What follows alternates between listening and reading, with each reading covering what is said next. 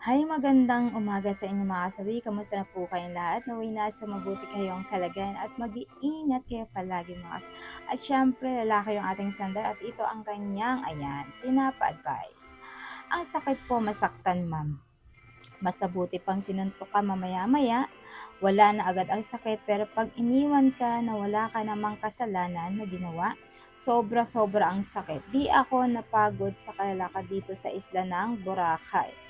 So yung ating sender ay iniwan daw siya ng kanyang jowa nga. So ayan, okay nga daw na sinuntok na lang siya ng paulit-ulit kasi ito ay nawawala. Pero kapag iniwan ka ay mas masakit. Hindi mo maintindihan kung gaano ka nasasaktan ng sobra-sobra. So, syempre, magbibigay tayo ng ating mensahe or advice dito sa ating sender na isang lalaki.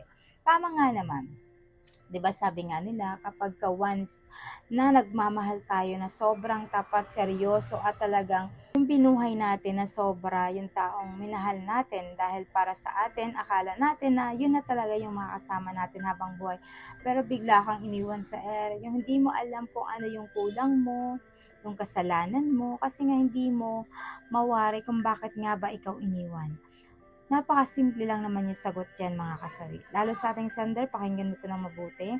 Lagi niyong tatandaan kapag once na nagmahal ka, ay may kalakip talaga itong 50% na lulukuhin ka, 50% na maaari kang mamahalin. Pero hindi naman masamang magseryoso, di ba? Sabi nga nila, malalaman mo lang kapag nagmamahal ka na ng todo or totoo kapag ka nakakaramdam ka ng sakit. So, ibig sabihin kapag naramdaman mo na nasaktan ka na, ibig sabihin totoo ka nang nagmamahal. Pero yun nga lang, syempre sa ating mga tao, normal na kapag naiwan tayo ng taong mahal natin ay sobrang sakit ang nararamdaman natin na parang bang hindi natin mapaliwanag. Dumadating pa tayo sa punto na minsan gusto nating mawala sa mundo or nagpapakamatay tayo, ganyan. Dahil sobrang sakit na nararamdaman natin na hindi natin mapaliwanag sa sarili natin na minsan tinatanong natin, bakit nga ba tayo naiiwan? Ano ba yung kasalanan natin? Or ano yung nagagawa natin? Nagkulang ba tayo, di ba? Kung tutuusin, hindi naman talaga tayo nagkukulang. May mga taong sadya lang talaga na hindi marunong makontento sa taong nagmamahal sa kanila ng totoo. Kung mapapansin mo kung sino pa yung mga taong nagmamahal ng totoo at todo, yun pa yung mga taong niloloko. Kung sino pa yung mga manloloko, siya pa yung minamahal ng todo.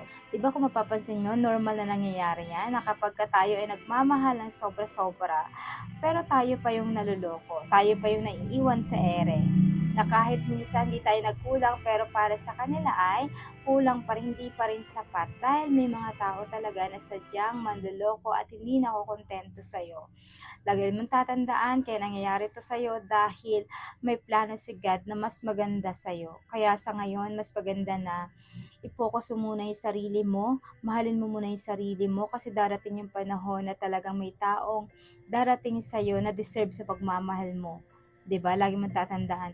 Kasi the more na hinahanap natin, the more na tayo nagmamadali sa tao na mamahalin natin, the more tayo na nadadapa, the more tayo na nasasaktan kasi mas pinipilit natin. Kumbaga hindi pa tayo nagkakaroon ng heal sa ating sarili pero gusto pa natin ulit magmahal para lang matabunan yung sakit na nararamdaman natin. Mali po yun.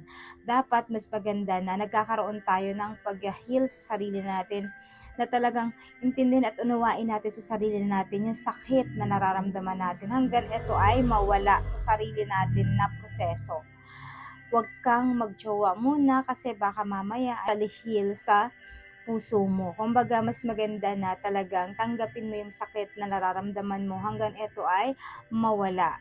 At kung talagang may tao na darating sa'yo, so ibig sabihin, yan na yung nakadestiny para sa'yo mga kasawi. Yan na yung tamang babae para sa'yo. Pero lagi niyo tatandaan, kapag ka may dumating sa inyo, mas papanuri tayo sa mga taong makikilala natin or mamahalin natin muli kasi pwedeng maaring mangyayari ulit ito ang masaktan ulit tayo. Kaya kailangan huwag tayo basta-basta na matutukso or mai-inlove sa taong hindi pa natin gaano kakilala.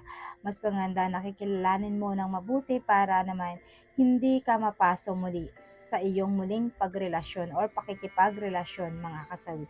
So yun lang po mga kasawi yung aking advice sa ating sender na way naintindihan mo ang ibig ko sabihin. Maraming salamat po sa patuloy na pagsuporta niyo sa akin sa walang sawang pag-share at pag-comment. Sa mga hindi pa po nakapag-subscribe mga kasawi, pwede na kayo mag-subscribe, pwede na kayo mag-follow para updated kayo sa topic ko araw-araw. Magandang umaga.